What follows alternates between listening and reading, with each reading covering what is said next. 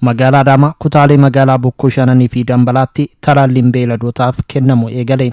Talaalliin kennamu eegale kun gosa A yoo ta'u, dhukkuboota vaayirasii garaagaraan daddarban beeyladoota irraa ittisuuf kan ooludha.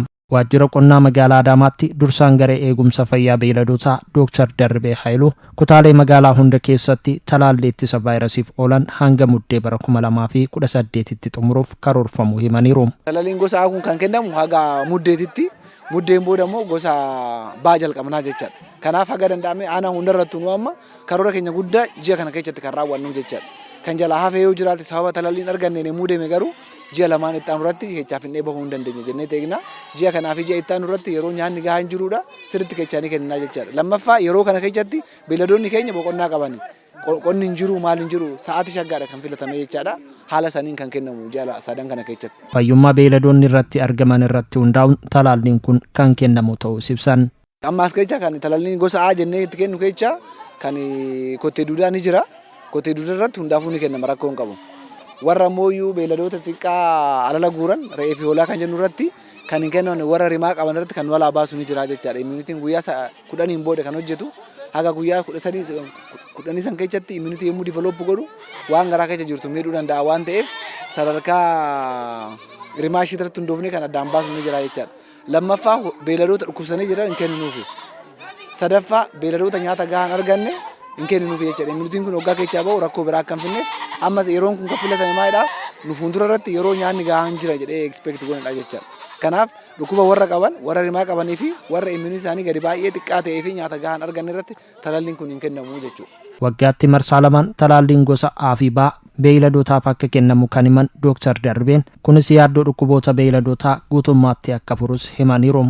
Itti gaafatamaan waajjira qonnaa kutaa magaalaa Dambalaa obbo Dhaabii Badhaadhaa hawaasni hubannoo talaallii irratti qabu cimsuun itti fayyadamaa akka jiru dubbatan. Hojii armaan dura hojjetamaa ture naannoo kanatti horiin maalaa baay'ee fedhiin jirus baay'inni horii naannoo kana jirus baay'eedha waan ta'eef fedhiin uummatarraa kan hubattu horiin asitti argame kun bara darbees kan ilaallu wal bira qabnee ilaallu bara darbees faayidaa guddaa argateera. Uummanni immoo faayidaa kanarraa barate bara kanatti immoo karaa ho'aa ta'een itti himamee sagantaa kana karaa ho'aa ta'een har'a immoo horii isaa fidatee talaalchifatee bu'aa hedduullee kan argame dhibeewwan adda addaa sababa kanaatiin dhufan ittisuu keessatti illee gahee guddaa akka qabuu fi horiin kun immoo baay'inaan illee dabalaa dachaa kan jiru ta'uusaa kun talaallii armaan dura kennameerra faayidaa uummanni keenya qonnaan bulaa keenya argate jechuudha. Waajjira qonnaa kutaa magaalaa Dambalaatti dursaan garee eegumsa fayyaa beeyladaa Dr. Taamiruu Dhaabaas akka kutaa magaalaa isaanitti talaalliin bifa barbaadameen eegalamu ibsaniiru. Beeyladoota idilee mana manatti jiran hoolaaf re'ee kottee duudaa dabalatee lakkoofsi beeyladoota keenyaa baay'eedha. Isaan kana eegumsa isaan kanaatiif jecha guyyaa har'aa kana kan nuti jalqabne talaallii dhukkuba gosa Aati. Guyyaa har'aa kana duula